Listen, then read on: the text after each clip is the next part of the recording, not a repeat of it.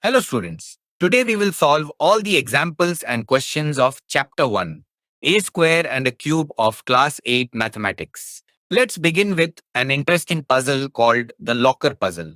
Imagine there are 100 lockers numbered from 1 to 100 and 100 people. The first person opens every locker, the second person toggles every second locker, the third person toggles every third locker, and this continues until the 100th person. The key question is, which lockers remain open at the end? To understand this, notice that a locker is toggled whenever a number divides it. So, the total number of times a locker is toggled depends on the number of its factors. If a number has an even number of factors, the locker ends up closed. And if it has an odd number of factors, it remains open. Now, most numbers have factors in pairs, but perfect squares have one factor repeated, which gives them an odd number of factors. Therefore, only lockers numbered with perfect squares like 1, 4, 9, 16, 25, and so on remain open. Now, consider another part of the puzzle where we need lockers toggled exactly twice. This happens when a number has exactly two factors, which means the number is prime. So, the first five such lockers are 2, 3, 5, 7, and 11, forming the passcode. Next, we move to square numbers.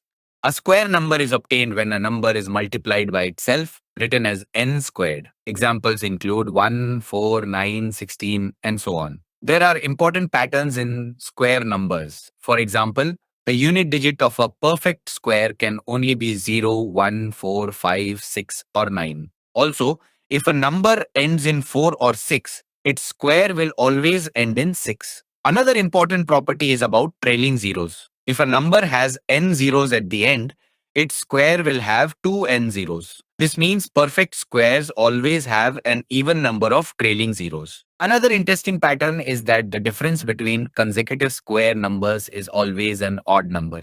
In fact, the sum of the first n odd numbers equals n squared. This helps us calculate squares quickly.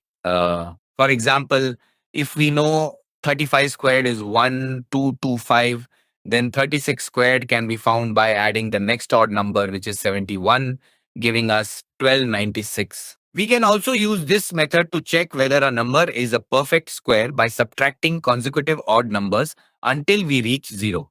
Between two consecutive square numbers, there are always two n numbers.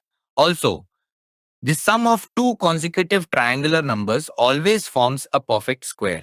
Now, let us understand square roots. If a number y equals x squared, then x is the square root of y. For example, the square root of 64 is 8. We usually consider only the positive square root in this chapter. Square roots can be found using methods like listing squares, subtracting odd numbers, or prime factorization. In prime factorization, if all factors can be paired, the number is a perfect square. For example, 324 can be written as pairs of factors, so its square root is 18. But 156 cannot be paired completely, so it is not a perfect square. We can also estimate square roots of non-perfect squares. For example, the square root of 250 lies between 15 and 16 because 15 squared is 225 and 16 squared is 256. Similarly, for practical problems like cutting a square cloth, we use the nearest perfect square to find the maximum possible side length. Moving to exercise questions, we identify numbers that are not perfect squares by checking their unit digits. We also determine which squares end in certain digits based on patterns. Using formulas, we calculate squares like 126 squared from 125 squared. We also find the side of a square from its area using square roots.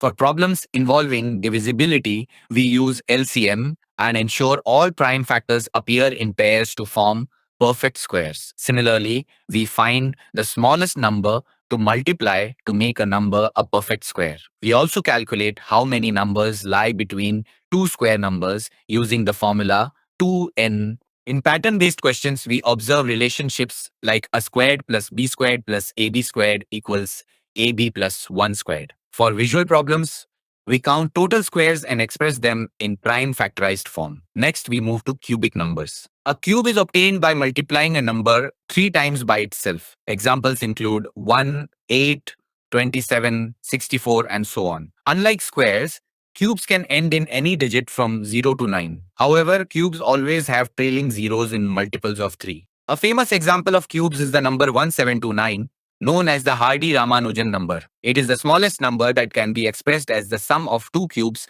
in two different ways. Similar examples include 4104 and 13832. There is also a pattern involving cubes and consecutive odd numbers. The sum of consecutive odd numbers can form perfect cubes. For example, adding 10 consecutive odd numbers gives 1000, which is 10 cubed. Now, let us understand cube roots. If y equals x cubed, then x is the cube root of y. Cube roots can be found using prime factorization by grouping factors in sets of 3. For example, 3375 can be grouped into triples, giving a cube root of 15. But 500 cannot be grouped properly, so it is not a perfect cube. We also calculate cube roots of numbers like 64, 512, and 729 using powers. Another interesting observation is that for cubes, the third level of differences becomes constant, unlike squares where the second level becomes constant. In exercise questions, we find cube roots using factorization, determine the number needed to make a cube, and verify statements as true or false based on cube properties. We also estimate cube roots using unit digit patterns and ranges. For example, numbers ending in 1 have cube roots ending in 1, and so on. Finally, we compare expressions like differences of cubes and squares using formulas. For example, a cube difference is much larger than a square difference when the numbers are close. To summarize, square numbers are formed by multiplying a number by itself, and cube numbers by multiplying it 3 times. Square roots and cube roots reverse these operations. Patterns in digits, factors, and differences help us solve problems quickly and efficiently. Understanding these concepts makes it easier to tackle a wide variety of mathematical problems involving squares and cubes. So,